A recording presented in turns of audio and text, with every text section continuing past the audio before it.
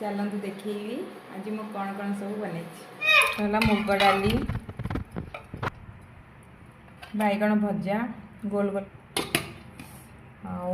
आटा गोटे मिक्स तरकारी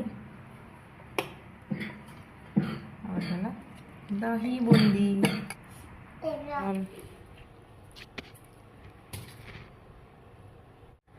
पढ़ापढ़ी करके नहीं आसली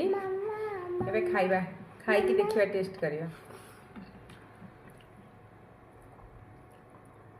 ए मिक्स तरकारी मजे नड़िया पकई कर नड़िया कोरा बढ़िया बैगन भजा तो मोर सब फेवरेट मतलब गोल गोल बैगन भजा मत बहुत भल लगे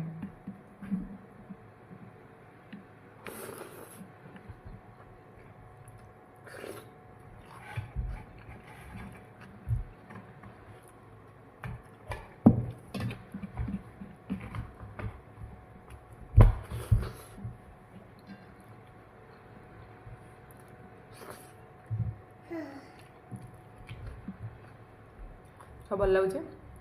बहुत टेस्टी है बाय।